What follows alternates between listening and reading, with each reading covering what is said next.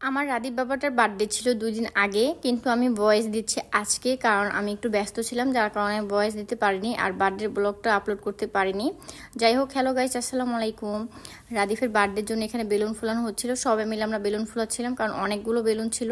তো এই যে সবগুলো বেলুন আমরা একসাথে করে আমার মন মতো করে একটা স্টেজ তৈরি করব, কিন্তু এই যে এখানে টাইসের মধ্যে আমরা স্টেজটা করতেছিলাম, যার কারণে মানে লাগতেছিল।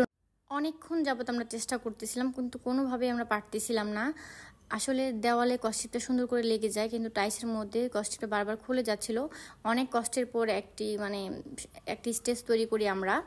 যাই হোক, এখানে সবাই মিলে একটু পিক তুলতেছিলাম, তারা নানা তার নাতিনদের নিয়ে পিক তুলতেছিল। আর এখানে যে আমার ছেলেটা স্পাইডারম্যান পড়েছে, সে অনেক স্পাইডারম্যান পছন্দ করে, যার কারণে স্পাইডারম্যান ড্রেসও কিনে দিয়েছে, যার জন্য স্পাইডারম্যান কেকও নিয়ে এসেছি।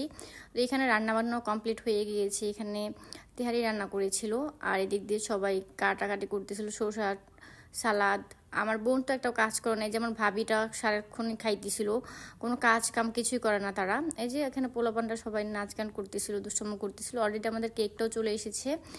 এই যে এখানে দুটা কেক, একটি কেক আমার যে কেক আপু বানায় সে কেক আপু গিফট করেছে রাদীপকে, আরেকটি কেক আমরা অর্ডার করেছিলাম। যাই হোক, আপু কিন্তু অনেক মজা করে কেক বানায়।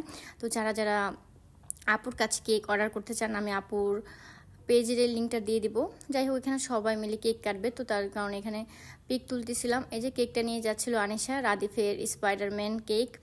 রাদীপ তো অনেক খুশি কেকটা দেখে, কাকে আমি সারপ্রাইজ করেছি।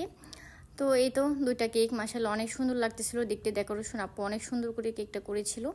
এই যে আমার বাবাটা এখানে দাঁড়িয়ে আছে, তার একটু ছবি নিতেছিলাম, কিন্তু সে ছবি তুলতে একদমই পছন্দ করে না। যাই হোক, এই যে এখানে সবাই মিলে এখন কেক কাটবে প্রস্তুতি নিচ্ছিল, কিন্তু এই যে আমার ছেলেটা এখানে লাইটটা দেখে ভয় পাচ্ছিল।